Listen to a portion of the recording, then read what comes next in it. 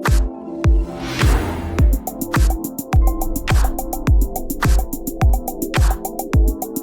chegou o momento mais importante, mais empolgante da minha semana.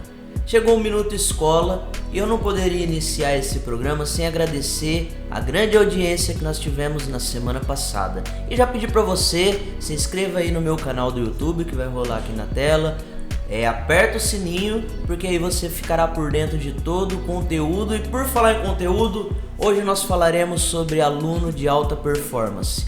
Mas antes de eu apresentar aqui minhas convidadas de honra e falarmos de alunos de alta performance, eu quero perguntar aqui, quebrar o protocolo e começar esse programa perguntando aqui pro nosso produtor. Andrezão, o que é alta performance para você? Para mim é quando a pessoa ela tenta se superar em todos os níveis, tanto esportivo, educacional, profissional, até mesmo dentro da sua casa, não sei, eu acho que é isso aí, a pessoa tentar se superar o tempo todo. Rapaz, o cara manda bem mesmo, hein? Aliás, qualquer dia você vai estar aqui na mesa com a gente, viu? Porque você é um cara muito inteligente, tímido, quem vê pensa. Aqui do meu lado, Isabela Crespi. Olá, tudo ela bem? Ela que é coordenadora escolar, né? Tá fazendo pós em educação, é isso, né? Gestão educacional, muito legal. E do meu outro lado, a Juliana Severiano, que é diretora escolar. Ela tem pós em psicopedagogia. Gente, vamos falar então sobre o aluno de alta performance? Vamos. Bora lá? Muito importante, muito legal. E você que nos assiste, não saia daí, porque hoje o assunto está de alta performance. Então vamos lá, começando agora, pauta boa, né? O Chile já deu lá o parecer dele sobre alta performance na concepção dele. Isabela Crespi, você também como educadora física, o que é alta performance? Eu acho que a gente pode considerar alta performance a partir do nível que a gente chega no profissional, né? Então a gente chega no nível máximo de superação, de romper a barreira no seu individual. Isso vai de vários aspectos, né? Então o atleta que ele é de alta performance, ele tem um nível alto de capacidade, um nível alto de superação, mas isso não só no exercício, no esporte. A gente pode envolver alta performance no trabalho, na escola, hoje como a gente vai falar para os alunos. Então a alta performance do aluno é chegar ao nível máximo desse aluno. Ju, alta performance para você tem a ver com resiliência, não? Qual que é a sua Tem definição? a ver, só que a minha concepção é tudo que vem para você, desde a sua genética, a sua capacidade social, cognitiva, intelectual, você conseguir usufruir o melhor de tudo que está ali orgânico em você, né, com tudo que você tem, com as suas especificidades, e você conseguir chegar no êxito disso tudo, entendeu? Então isso pra mim é ter uma alta performance. Vocês falam muito bonito. Alta performance, hoje o programa está em outro nível, né? Alto nível, alta performance. Então vamos lá, vamos então entrar aqui na primeira pauta. Permaneça aí com a gente. Nós sabemos que há muito tempo o aluno não é mais considerado um recipiente, né, de conteúdo, então um depósito de conteúdo onde se joga bastante informação, ele tem que decorar. Eu me lembro que na minha época, por exemplo, tinha tabuada atrás do carretel de linha, né, e minha avó, minha mãe ficava no meu pé, às vezes com a varinha na mão. Estuda tabuada, menino. Aí tinha que ir do 1 ao 10. 10 vezes 1, 10 vezes 2, 20, 10 vezes 3 e assim por diante. E hoje não é mais isso, não faz mais parte esse processo de decoreba, né? A gente faz a compreensão, né? O aluno ele precisa entender que 3 mais 3 mais 3 é o mesmo. Dá 9 e 3 vezes 3, 9. Ele precisa compreender isso, mas ele também tem que exercitar a memória. E o aluno também passou a ser o protagonista, né, dentro da sala de aula. Sim. O protagonista, ele passou a ser no sentido de que não adianta considerar que o professor chegar e falar, eu vou dar a minha melhor aula, né? Por quê? Se o aluno não tiver com o processo cognitivo preparado, desde casa, desde o sono, desde a alimentação, né, desde o processo social dele, para interagir com os amigos, se ele não tiver com tudo isso preparado, o professor não vai conseguir. Então, por isso, o aluno ele acaba sendo também o protagonista. Eu acho que é a parte principal, eu diria. Então, entrando nisso, como os educadores podem orientar nossos alunos nesse processo para que consiga desfrutar melhor as suas habilidades e competências? Depois a Isa fala também. A primeira concepção é trabalhar com os pais, explicar todos esses processos e como eles funcionam. O que a gente diz, né, que a gente começou falando que antes os professores só depositavam o conteúdo sem considerar esse algo que o aluno trazia consigo. Por exemplo, se ele estiver triste porque os pais brigaram em casa ou alguma coisa aconteceu de grave na família, né, aquilo vai mexer com o desempenho dele. Se a gente não entender como que funcionam esses processos, a gente não vai conseguir. Só que hoje a gente tem muitos recursos, né, Isa, que a gente estava falando. Eu acho que hoje a gente consegue ter um pouco mais facilidade na hora de ter contato com os pais, contato com os responsáveis. Compreender o cérebro, isso, né? compreender a nossa área da educação aqui. Eu acho que passou da época, assim, que a gente só passava pro aluno, vai, decora isso aqui, você tem que saber. Existe o processo humanitário também, né? A gente tem que entender todo um contexto da vida desse aluno, porque tudo vai influenciar. Então, assim, para esse aluno, para qualquer aluno, ter uma alta performance, que né, é o assunto de hoje, ele precisa ter uma rotina estabelecida. Então, ele precisa ter um sono pré-estabelecido, ele precisa ter uma alimentação que influencia diretamente, que é algo que não é comentado. Mas hoje, com muitos estudos, a gente consegue ver que a alta performance do aluno, ela vai muito além, né? Não é só uma questão do professor. Então, vai da rotina do aluno, da questão ambiental dele, ou seja, como que é a estrutura familiar desse aluno, como que é a estrutura, os hábitos. Nossa, os hábitos têm uma influência gigantesca, né, nisso.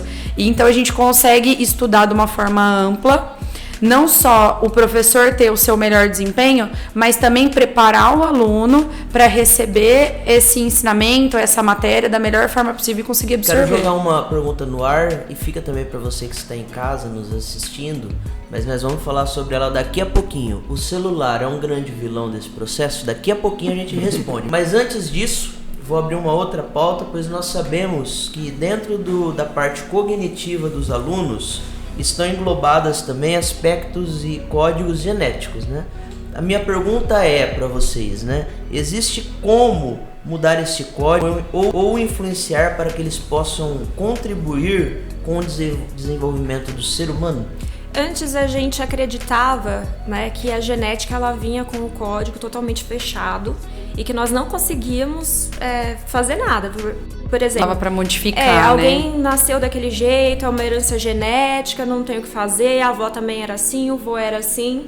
Só que hoje a gente vê que os hábitos eles podem sim despertar alguns fatores desse código genético, né, dos genes, ao nosso favor ou contra nós.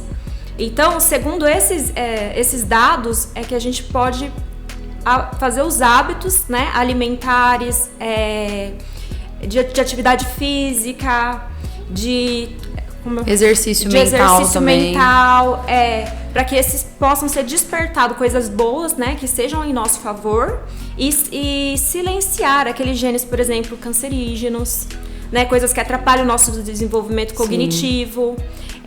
Eu lembro que esses dias a Isa estava falando comigo, ela falou assim: Ju, o menino tá morrendo de sono na sala de aula, mas eu vi ele comendo um tanto de açúcar, ela me disse, de né? chocolate, doce na hora do intervalo. E depois do intervalo ele dormiu, porque o processo dele, do corpo dele, né? O processo biológico dele não permitiu que ele ficasse acordado com tanto de açúcar. O corpo ele é uma máquina, né? Então a gente entende assim: o que eu quero da minha máquina? Eu preciso que ela esteja ativa em tal momento. Então eu preciso estabelecer com o meu cérebro, o meu corpo, que neste momento a minha máquina ela tem que estar funcionando. Então na hora de eu ingerir um alimento, na hora de eu fazer minha rotina de sono, na hora de eu me exercitar, tudo isso eu tô abastecendo de uma forma o meu corpo, o meu cérebro, eu tô ativando. A gente sabe que a partir dos 4 anos de idade, que é na primeira infância, ocorre perca de neurônios, que é algo que a gente até antigamente não se falava, era: ai meu Deus, vai perder neurônio. Não, existe isso. O nosso cérebro ele faz novas ligações. Então, e para fazer essas novas ligações precisa de espaço, precisa de espaço. Então a gente precisa disso. Mas para que isso seja feito, eu preciso ter estímulos corretos. A gente está falando de genética, a gente está falando de alta performance. Eu vou dar um exemplo meu, né?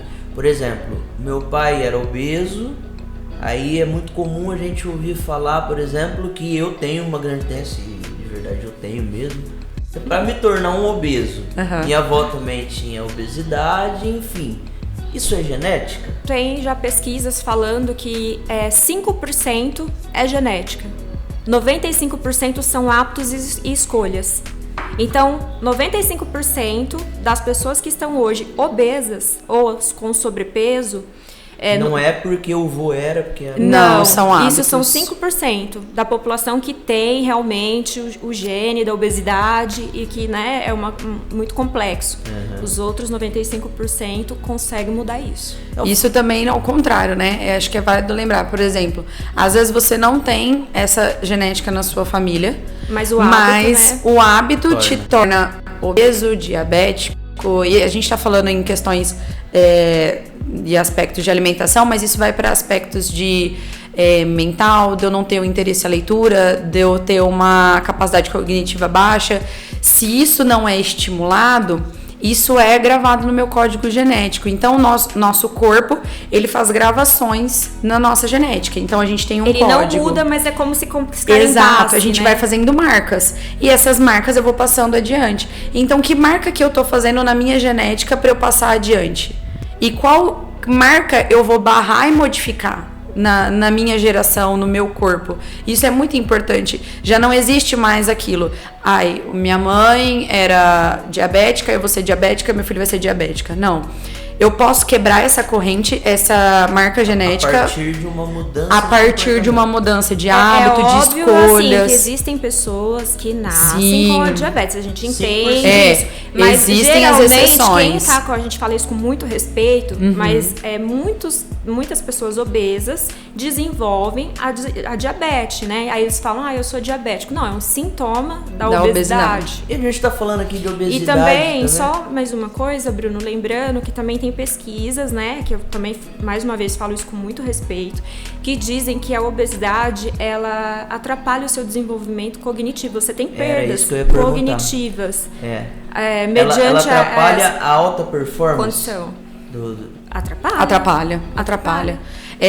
Já tem estudos que comprovam que a obesidade, ela traz a perca cognitiva. Eu não sei o que aconteceu ali, mas na parte do fundo é uma pessoa olhando, mas atrapalha em que sentido? Atrapalha o rendimento? Isso? Vamos colocar assim, de obesidade? Sim, vamos colocar uma situação exemplo. Nós lidamos muito com crianças, então vamos colocar uma criança obesa. Uma criança que ela tá obesa, em primeiro lugar, a obesidade ela é uma doença, tá? Então, quando a gente fala em obeso, a gente não tá falando de uma criança gordinha. A gente fofinha, né? A gente não fala de aspectos... Não, porque assim, quando a gente fala de obesidade, a primeira coisa mas o físico... Não, ninguém fala de físico quando a gente fala de obesidade. A gente fala de dados, a gente fala de saúde, a gente fala de uma propensão a diabetes, a hipertensão, a tantos problemas, não só cardiovasculares, como articulares, cognitivos. A gente fala de uma rede. Então, ponto 1, obesidade ela é uma doença. Quando a gente pega uma criança obesa, essa criança, normalmente, ela vai ser mais cansada, é uma criança que ela vai ter mais sono, é uma criança que a rotina provavelmente é desregulada, é uma criança que provavelmente, junto à obesidade, vai ter uma ansiedade com uma compulsão. Então, nunca é só uma coisa. A gente sempre tem que pensar como um todo. E por isso que hoje a gente vê tantos estudos nessa questão da alta performance, alinhada à rotina, alinhada a hábitos, alinhada à alimentação, ao sono, ao exercício. Hoje a gente não consegue excluir e olhar só a alta performance de rendimento cognitivo isolado. A gente tem que entender que o corpo ele é um só. O cérebro, ele é um só. Então, a gente não pode ver um aspecto, a gente tem que ver todo no geral. Então, rebobinando o que foi tratado até aqui, o aluno de alta performance, ele tem que ter, se alimentar saudavelmente, Isso. Né? Nós também já debatemos que o aluno, para ter alta performance, ele tem que cuidar do físico. Sim. Né? Até por uma questão de saúde. De exercício físico. Aí, quando a gente fala do físico, do exercício físico, não é... físico, é uma capacidade cardiorrespiratória, é uma capacidade de se movimentar. Exato. Gente, nada como uma profissional da educação e da educação física. Exato. Vamos falar em educação e educação física, Isa? papo tá muito bom. A educação física contribui também pro cérebro? Como que 100%. Não tem como a gente separar. Como eu disse, o corpo ele Fora é um a só. liberação de serotonina, dopamina. Total. Eu acho que assim, uma criança que ela pratica o exercício físico, em primeiro lugar, ela cria rotina. Então a gente já entra num ponto que é uma das primeiras coisas que a gente falou, rotina. Ela já vai estabelecer rotina. Ela vai estabelecer disciplina. Então ela vai entender que ela precisa cumprir horários, que ela precisa cumprir tarefas e assim tudo mais.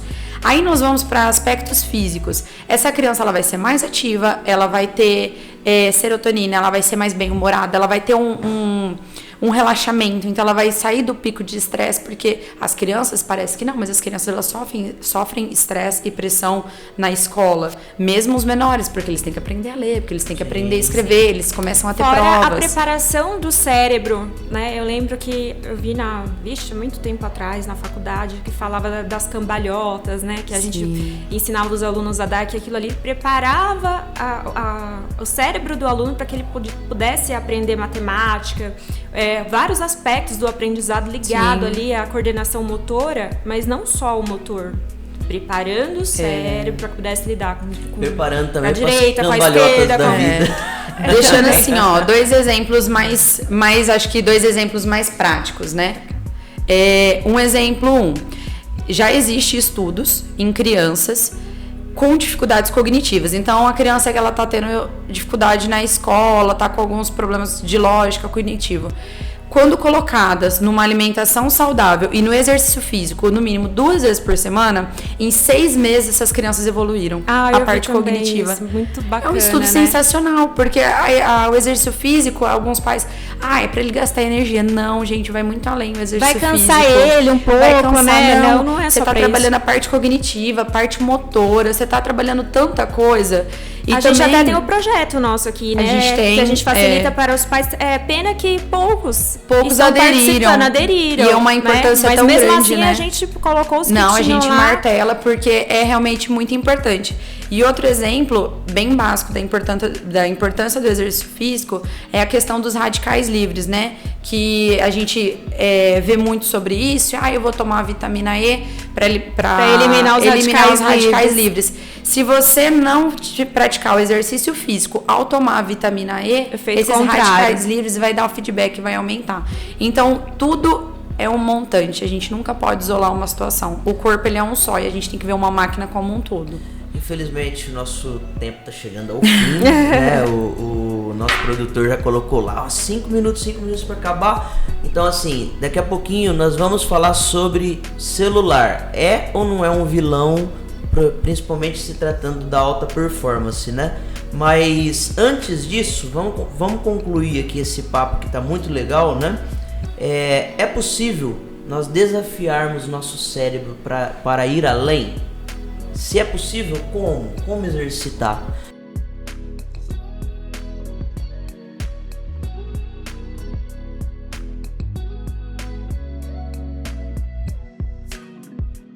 Já tem estudos que até na vida adulta que já foi comprovado em adultos novas ligações de neurônios. Ou seja, na vida adulta a gente ainda consegue ter uma evolução constante baseada em hábitos. E o hábito, ele não é assim, hoje eu acordei, por exemplo, né? Hoje eu acordei, tô motivado, vou correr. Não, o cérebro ele não funciona a longo prazo, o cérebro ele funciona agora. Então, 1, 2, 3, fui. Isso é rotina, isso é disciplina. Eu vou, mas amanhã eu começo a correr. Não, você já ensinou pro seu cérebro que aquilo não é importante porque você não tá fazendo agora. Então você deixou para depois. E isso vale muito mais até para a vida adulta do que para a criança, porque a criança ela tem alguém ali por ela que fala: "Não, você vai e pronto". Quando a gente chega na vida adulta, a gente nem tem, né, um pai e uma mãe que fala: "Não, você vai fazer". Uhum. Então nós temos que ser. Eu queria ter. Eu queria ter também, às vezes é bom. Então nós temos que ser o pai e a mãe do nosso cérebro. Eu vou e faço agora. Isso é importante, eu tenho que fazer na hora.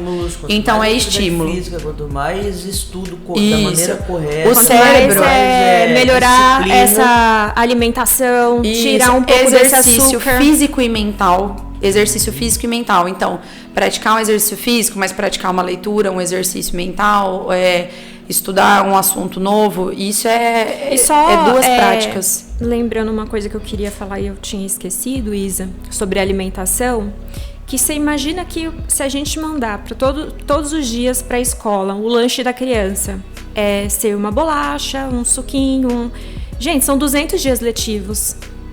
Quantos dias essa criança vai comer açúcar? E só na escola. Isso é muito, muito importante de ser falado, porque o alimento, ele é o combustível do corpo. E aí você tem que pensar, você vai colocar um combustível ruim quando você vai abastecer seu carro.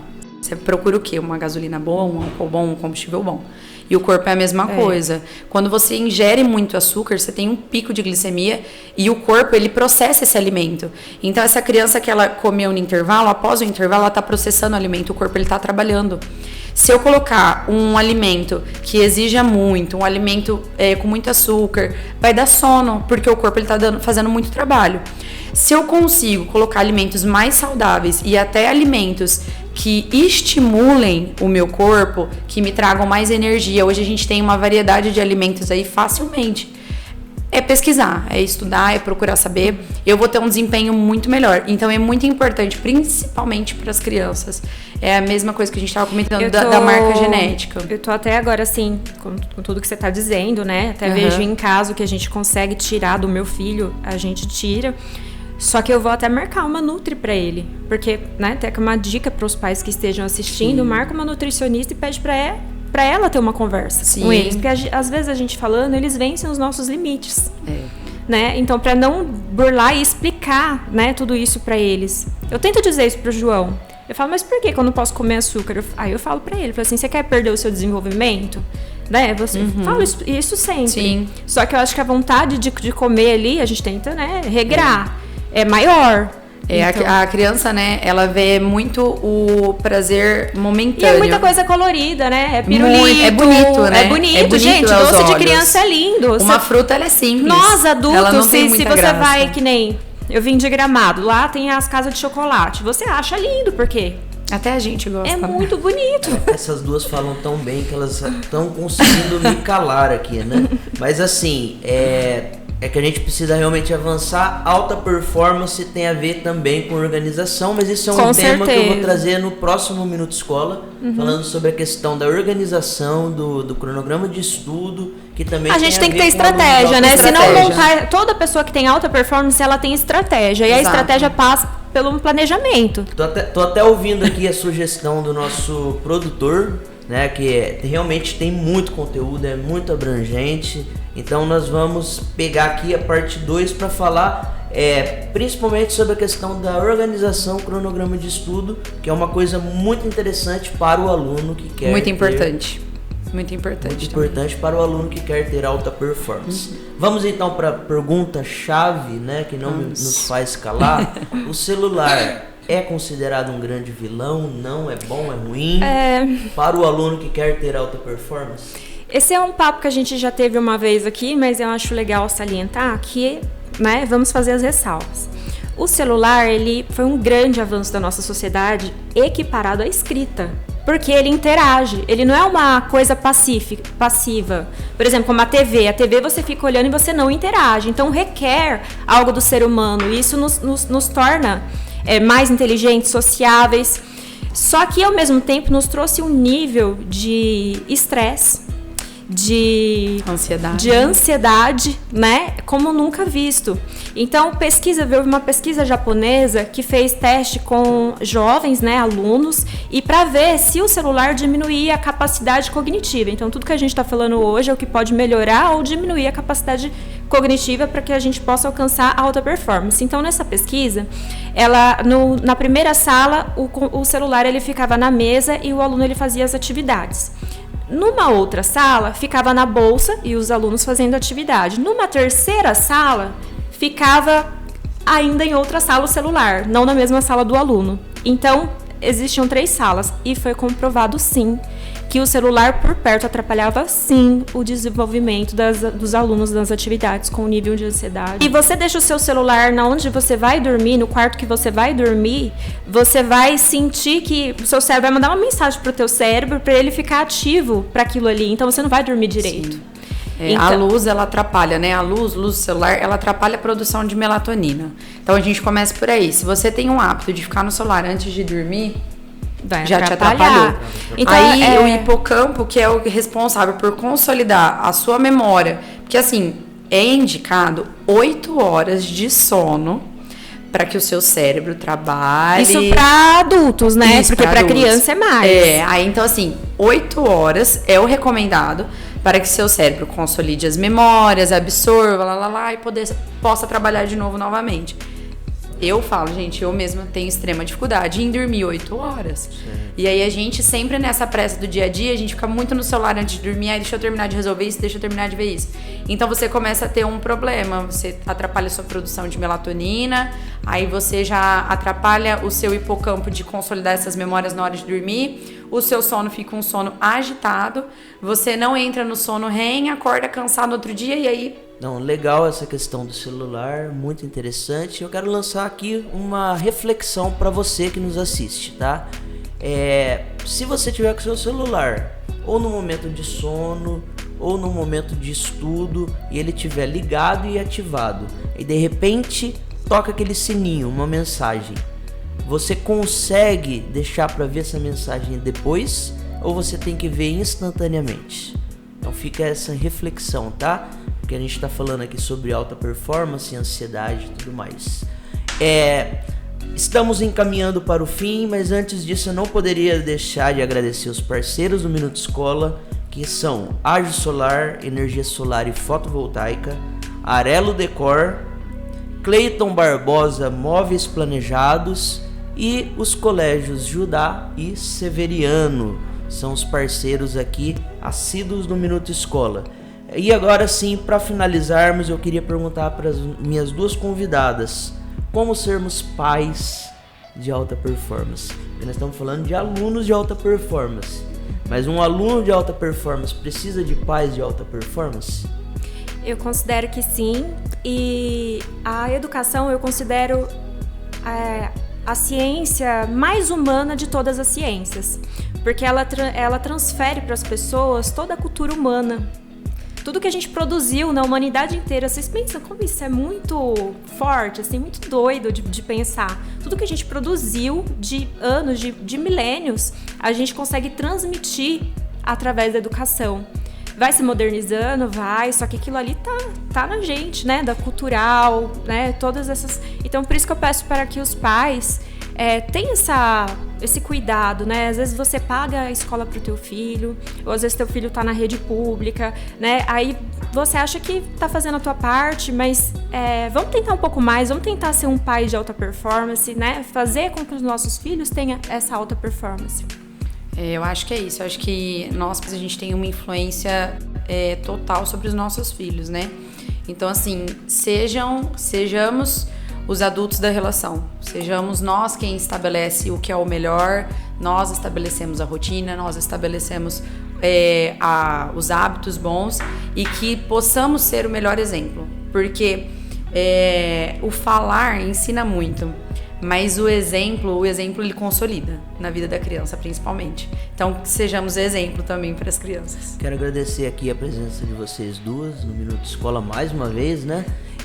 Como o nosso produtor falou, nós teremos que lançar a segunda etapa desse bate-papo, que é muito rico, né? Eu aprendi muito aqui, eu tenho certeza que o pessoal de casa também. Muito obrigado pela presença de vocês. Esse foi mais um Minuto Escola. Eu sou Bruno Souza, educador e empreendedor para este Minuto Escola.